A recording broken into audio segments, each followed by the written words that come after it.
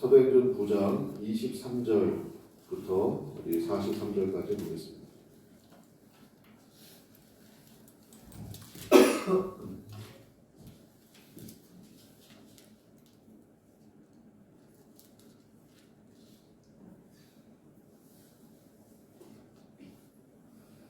네, 9장 23절부터 하나님의 말씀을 꼭꼭 씹어 먹도록 하겠습니다. 여러 날이 지나매 유대인들이 사울 죽이기를 공모하더니 그 계교가 사울에게 알려지니라. 그들이 그를 죽이려고 밤낮으로 성문까지 지키거늘 그의 제자들이 밤에 사울을 광주리에 하나 성벽에서 달아내리니라. 사울이 예루살렘에 가서 제자들을 사귀고자 하나 다 두려워하여 그가 주제됨을 믿지 아니하니 바나바가 데리고 사도들에게 가서 그가 길에서 어떻게 주를 보았는지와 주께서 그에게 말씀하신 일과 밤에서 그가 어떻게 예수의 이름으로 담대히 말하였는지를 전하니라.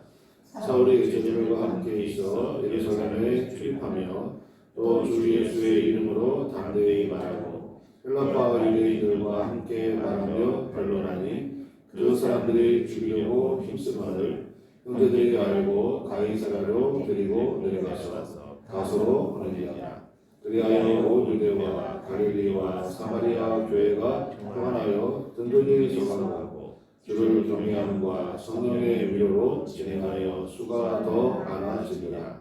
그때 베드로가 사방으로 돌아다니다가 루다에 사는 성도들에게도 내려갔더니 거기서 에니아라는 사람을 만나매 그는 중풍병으로 침상에 누운 지 8해라.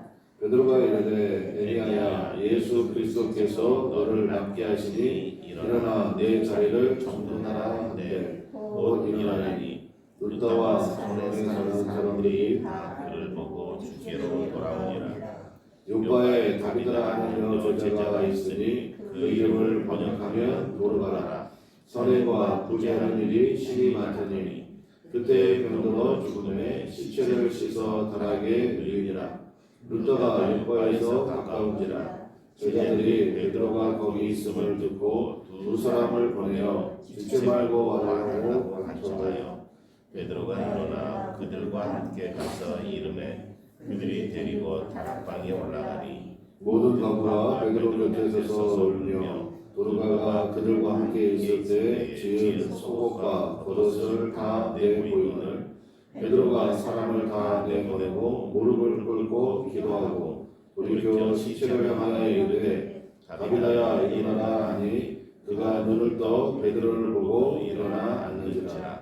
베드로가 손을 내밀어 일으키고 성도들과 가부들을 불러들여 그가 살아난 것을 보이니 온 요파 사람이 알고 많은 사람이 주를 믿더라.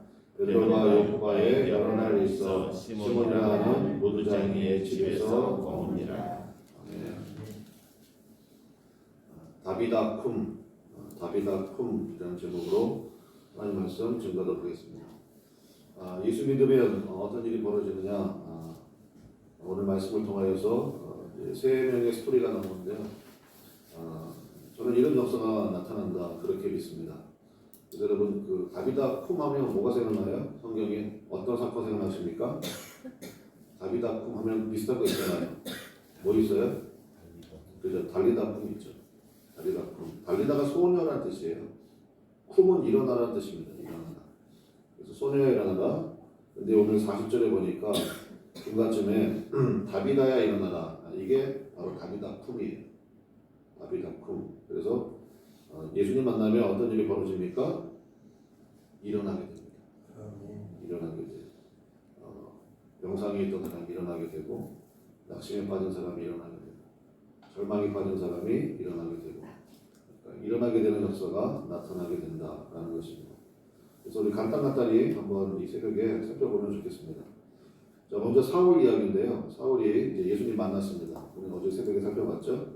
자, 23절 보겠습니다. 저는 이게 굉장히 중요한 것 같은데 그렇게 예수님 만나고 예수님 복음 증거하기 시작했는데 23절, 22절을 먼저 봐야 되겠네요. 사울은 힘을 더 얻어 예수를 그리스도라 증언하여 다메섹에 사는 유대인들을 당혹하게 하니라. 예수님을 박해하던 사람이 예수님 만난 다음에 예수님이 하나님의 아들입니다. 이렇게 열심히 증거하니까 많은 사람들, 특별히 이제 그 전도를 받은 사람들이 당혹스러웠다. 그 얘기 아닙니까? 그렇게 계속 전도하며 나올 줄 알았는데 그게 아니에요. 23절 첫 마디가 뭡니까? 여러 날이 지나고요. 얼마나 지났기에 여러 날이라고 했을까요?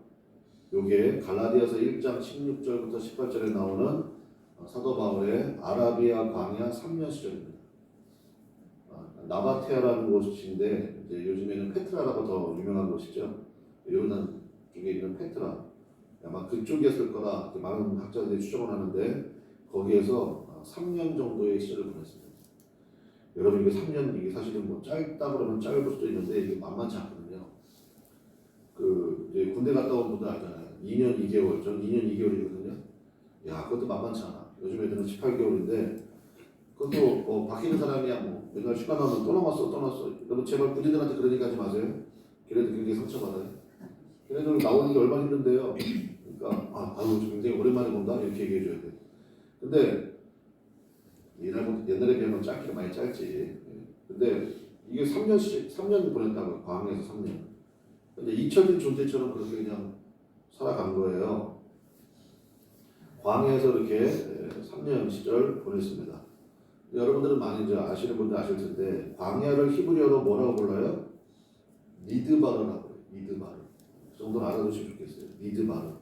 이게 어디서 나왔죠? 어원이 다발에서 나왔어요. 다바르. 다바르의 뜻이 뭐라고 그랬어요? 말씀이에요. 말씀.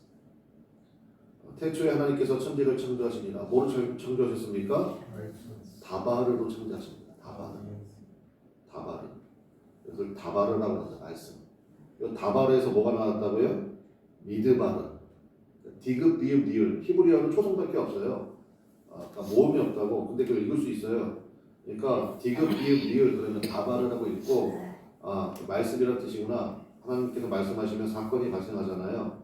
그러니까 하나님의 사람들은 말씀으로 채우는 시간이 필요하다고. 그게 바로 어디예요? 그게 광야예요. 그래서 그 민수기라고 쓰면 안 돼요. 광야기라고 써야 돼요. 광야기. 민수기, 광야기, 광야 40년 동안 하나님 말씀 배우고 또 불순종하다가 깨지고 역시 말씀대로 살아야 돼. 여러분 인생에 또 광야 미드바르 있지 않나요? 근데 미드바르는 꼭 있어야 된다고요. 그래야 사람이 겸손해지고 하나님 의지하게 되고 하나님 말씀밖에 없구나. 자기가 아무리 노력하고 애썼다고 되는 게 아니에요. 하나님이 하시면 됩니다. 여러분 믿습니까? 네. 그거 배운 거예요. 어제 우리 새벽에 살펴봤죠. 사울은요 굉장히 부잣집에서 태어나가지고 공부도 잘하고 머리도 똑똑하고 머리 똑똑한 애들은 원래 좀 게으른데 얘는 또 굉장히 열성이 있고 열심히 있고 막 이랬다고요. 근데 뭐예요? 방향이 틀렸잖아. 그런 줄 알고 평생 살았다고요. 예수 믿는 사람들 많이 가두기도 하고 심지어 스데반 집사 죽을 때 앞장섰던 증인이었기도 하고 그것들이 하나님 앞에서 한번 깊게 말씀 가운데 전환되어지고 터치되어지는 시간이 필요하지 않습니까? 그래서 이 여러 날 이건 사실 광야 3년 사도 바울의 광야 3년이다. 우리가 이렇게 보면 된다는 것입니다. 이때 시절을 사도 바울의 회상을 당연히 하겠죠. 하면서 뭐라고 그러느냐? 속사람이 날로 새로워진다. 그런 고백을 하거든요. 속사람이 새로워진다는 게 뭘까요? 저는 그게 이런 것 같아요. 그러니까 네이밍, 그러니까 이름을 짓는 거예요. 이름 짓는 게 뭐냐면 당신 이름 바꾸세요 이게 아니라 자신의 삶에 대한 말씀으로 인한 해석이 가능해집니다. 하나님 왜 나한테 그런 어려움을 주신다? 왜 그런 아픔을 주셨나? 그때 몰라요. 근데 지나고 나면 그게 해석이 돼요. 그래서 사도 바울이 뭐라고 얘기하게요? 환난은 뭐를 낳고? 인내. 인내는요? 연단. 연단은요? 소망. 환난은 인내를, 인내는 연단을, 연단은 소망을 낳는 줄 알미니라 했고 환난이었는데 그것을 통해서 하나님 앞에 인내하게 되고 인내의 과정을 통해서 연단이라는 것이 원래는 근육을 키우다 이런 뜻이 있거든요. 그래서 난 50대 넘으면 근육 운동 해야 된다고 하잖아요. 근육이 빠지면 근육이 탱탱하게 잡아줘야 뼈가 이상이 없거든요. 근데 근육이 흐물흐물해지면 근육 운동 많이 해야 된대요. 저도 알기는 기가 막히게 알아요. 근데 안 해서 그렇지. 해야 되는데 그러니까 환난은 인내를, 인내는 연단은 소망. 그래서 네이밍이 되잖아요. 그때 환난이었습니다. 내 인생이 너무너무 앞이 캄캄하고 그런 환란이었는데 결국 그 환란을 통해서 내가 예수님을 더 의지하게 되고 붙잡게 되었고, 그래서 환란은 인내를 낳았고요. 인내가 영적인 근육을 키웠고, 그래서 지금은 어떻다는 거예요? 도망 가운데 있습니다. 그래서 여러분 관점의 변화가 생기는 거예요. 저 사람이 속사람이 세워졌다 그러면요, 옛날 상처받았던 거 그것도 끄집어내서 곱씹고, 그것도 끄집어내서 곱씹고, 그게 아니고 네이밍이 된다고. 네이밍. 아, 이거는 그거였어. 이것을 위해서 하나님이 그렇게 하신 거야. 이렇게 강건해집니다. 속사람이 세워진다는 게 그거예요. 관점의 변화. 나를 힘들게 하는 사람이 이뻐 보이기 시작하는 거죠. 저 사람 때문에 내가 기도했지. 저 사람 아니면 내가 여기를 어떻게 와? 아이고, 내가 얼마나 감사한지 몰라.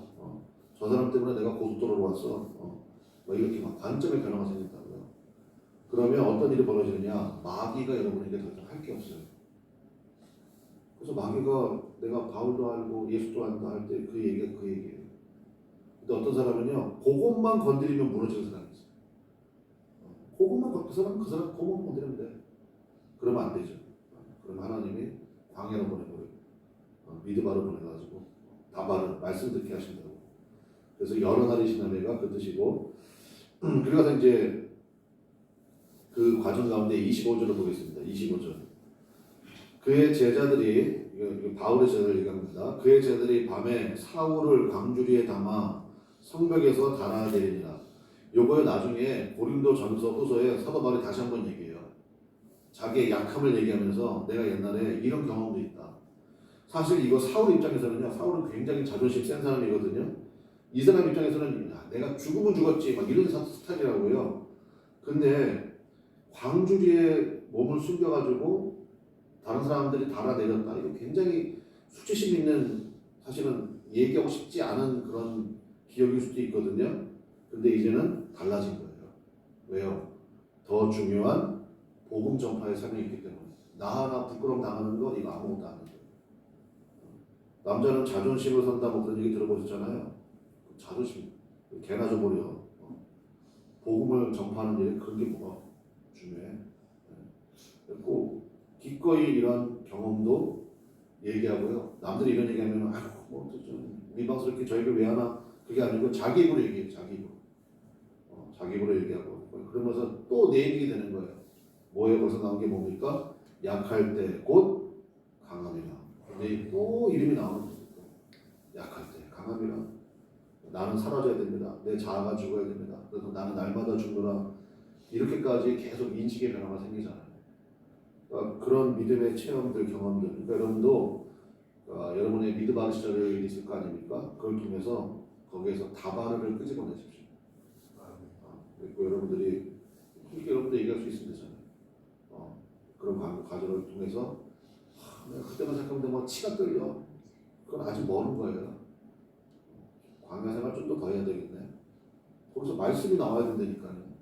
그런 시절이 있었는데 생각하면 정말 치가 떨리는 그런 시절이었는데 다시는 돌아가지 않은 시절인데, 근데 그 시절을 통해서 내 속사람이 이렇게 변화가 되었습니다.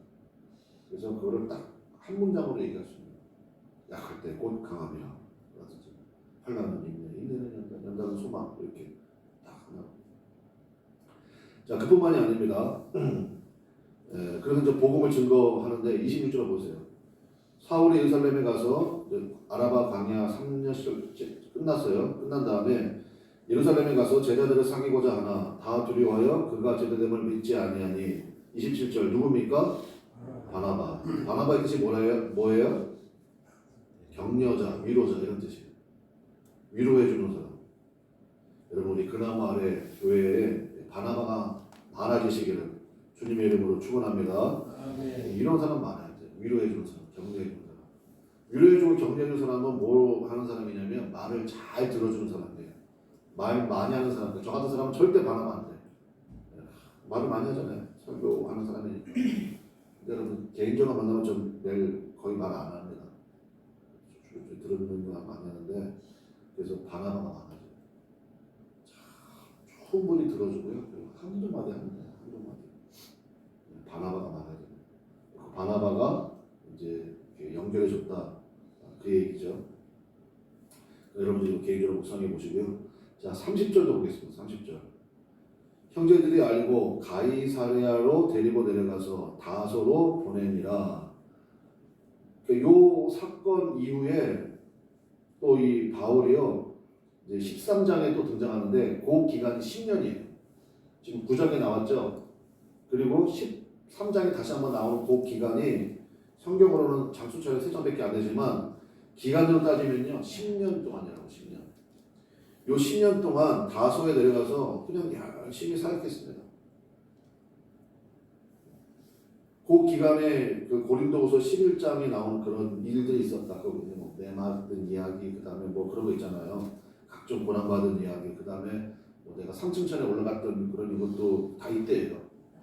그리고 10년 동안에 하나님 앞에 그렇게 한 지역에서 사역 열심히 하고, 그 다음에 영적으로 체험도 하고, 그러고 나서 하나님의 때가 되니까 하나님께서 13장에 안디옥 교회에서 바나바와 바울을 파송하는 거예요. 무슨 얘기인지 아시겠죠? 그러니까 우리를 사도행전 읽으면서 오해하면 안 되는 게 뭐냐면, 사도행전 9장에서 바울이 다메섹 도상에서 예수님 만났어.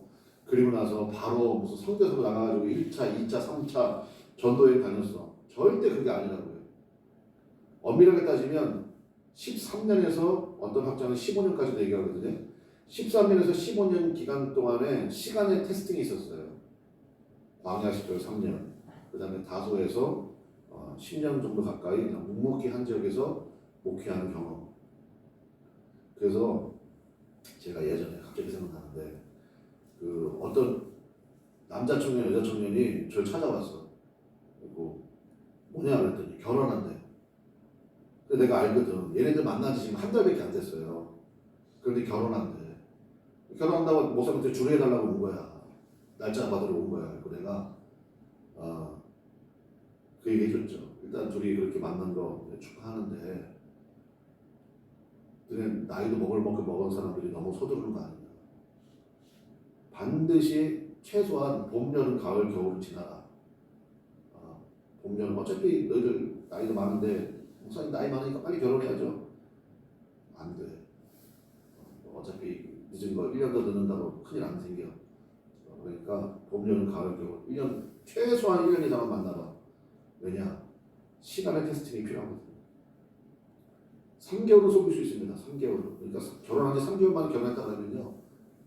이 중에 그런 분들 계시면 죄송합니다만은 행복하지 않더라고요.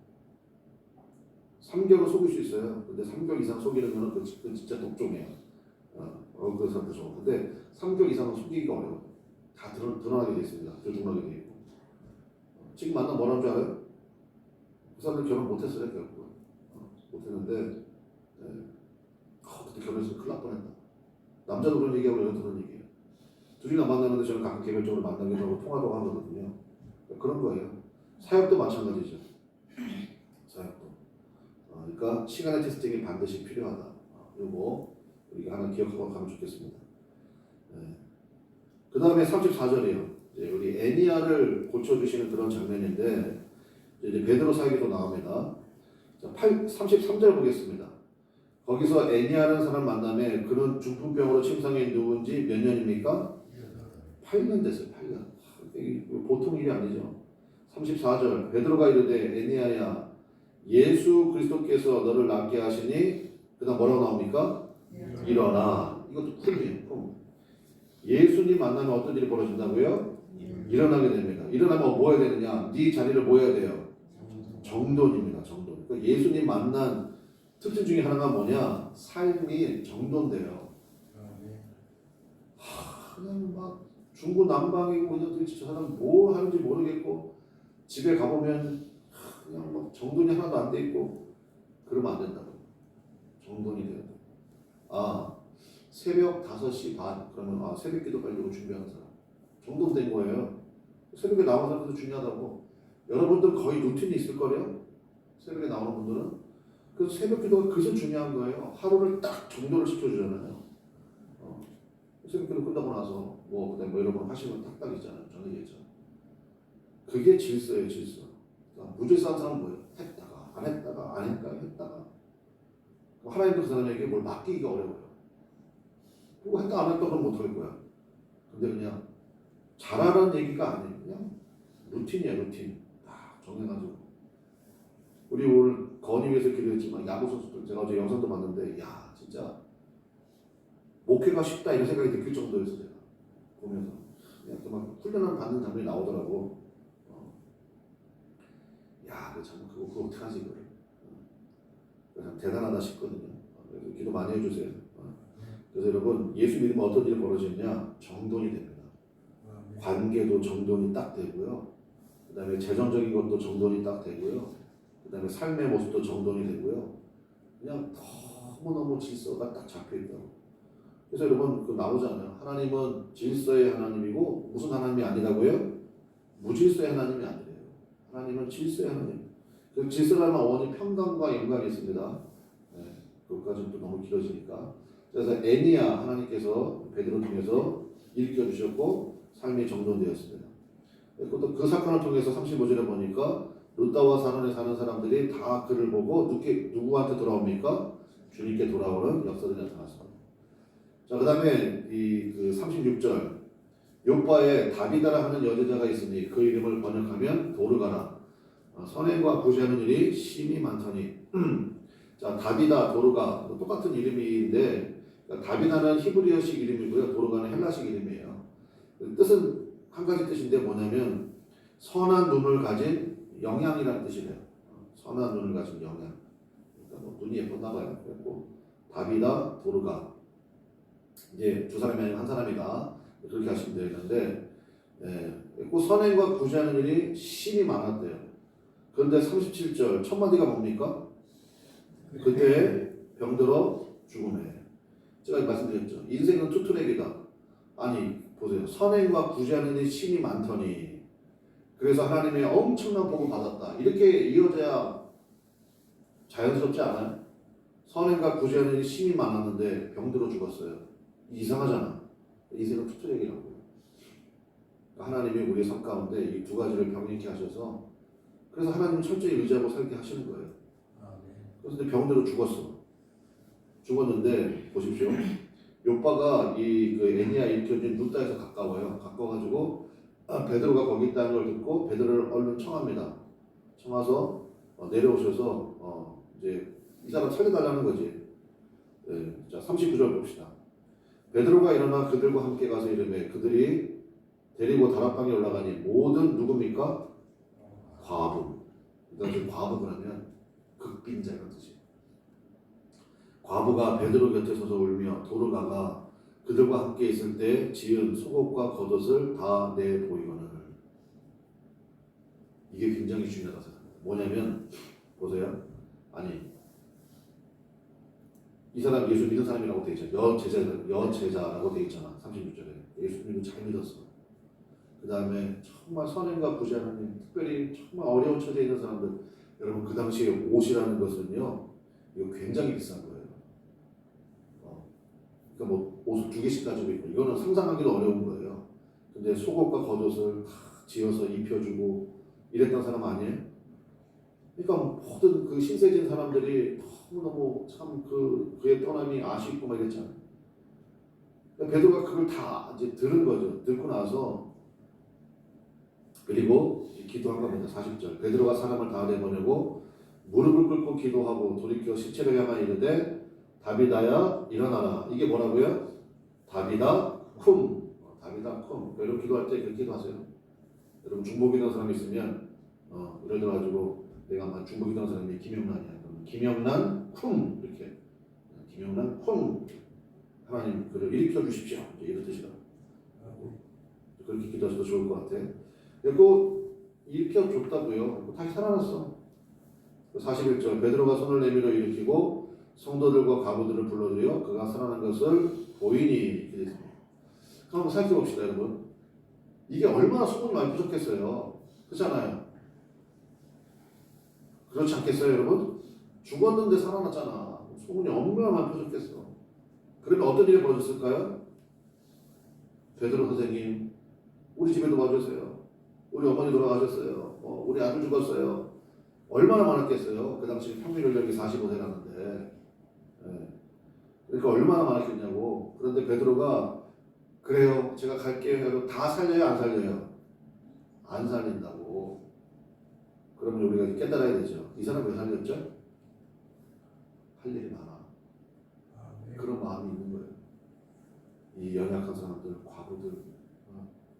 그렇게 선행과 구제하는 일이 심히 많았잖아요. 이 사람 아마 천국에서 상급이 컸을 거라고. 그러니까 다비다 입장에서 사실은 그냥 주님 여기가 좋사오니 주님 앞에 있을 거 아니에요, 천국에서. 근데 베드로가 간청했던 것 같아요. 사역자가 필요합니다, 주님. 다비다 다시 보내주세요. 그러니까 다비다는 지금도 살아있는 게 아니잖아요. 육체적으로는. 그리고 또 죽었을 거 아니야. 그렇잖아요. 그러니까 우리가 좀 그런 생각하면 좋겠어요. 아, 하나님이 나를 살리실 이유가 뭐가 있나. 무슨 얘기인지 아시겠어요? 하나님이 그 나무 아래 교회를 계속해서 지켜주셔야 될 이유가 뭐가 있나. 저는 어제 그 묵상이 좀 많이 되더라고요. 그 뭐예요? 선행과 구제하는 일이 얼마나 많아야 됩니까? 심이 많아야 되지. 심이. 그래서 여러분 그 은혜가 있기를 바랍니다. 다비다 주님께서 다른 사람보다도 아 그래 내가 네 기도는 들어줘야지. 왜?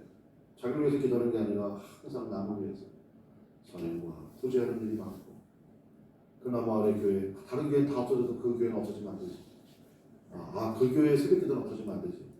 그 새벽 기도할 때마다 기도하는 그 역사가 얼마나 많은데 여러분 뭐 그런 거 있잖아요. 그런 거 그런 주님을 위한 흔적들을 좀 두시라고요. 여러분 믿습니까?